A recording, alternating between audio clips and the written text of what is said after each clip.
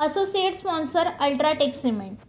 गेल्या आठवड्याभरामध्ये नागपुरात तापमानाचा पारा चांगलाच वाढलेला होता। 45 पार तापमान झालेलं होतं आणि नागपूरकरांना उन्हाच्या झळा आणि घामाच्या धारा सोसाव्या लागत होत्या। मात्र आज सकाळपासून जर वातावरण आपण बघितलं तर ढगाळ असं वातावरण पाहायला मिळते आहे आणि वातावरणामध्ये हवा असल्यामुळे कुठेतरी गारवा निर्माण झाला आणि ज्यामुळे तापमानात मोठ्या प्रमाणात वाढ झालेली होती ते कमी झाल्याचं चित्रसुद्धा एकंदर पाहायला मिळते आहे।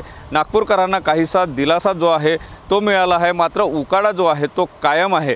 हवा असल्यामुळे सध्या उकाड्याचा त्रास होताना दिसत नाही, मात्र दुपार होता उकाडा आणखी वाढण्याची शक्यतासुद्धा वर्तवली जात आहे।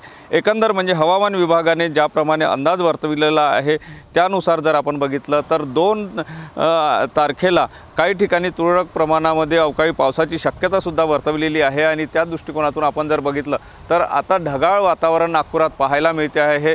त्यामुळे गेल्या आठवड्याभरापासून तप्त उन्हामध्ये तापत असलेल्या नागपूरकरांना काहीसा दिलासा मिळाल्याचं चित्र जे आहे ते पाहायला मिळते आहे। मात्र उकाडा अजूनही कायम असल्याने आणि मान्सूनचं जोपर्यंत पाऊस येत नाही तोपर्यंत नागपूरकरांना या उन्हाचे चटके तर सोसावे लागणार आहे। मात्र मध्येच अशा प्रकारे ढगाळ वातावरण झाल्याने काहीसा दिलासा नागपूरकरांना मिळताना दिसतो आहे।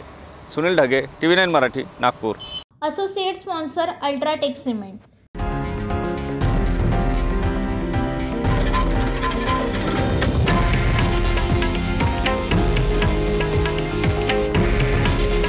हे आहे देशातील नंबर 1 न्यूज नेटवर्क आणि आपण पाहत आहात TV9 मराठी। काळजी तुमची, हित महाराष्ट्राचं।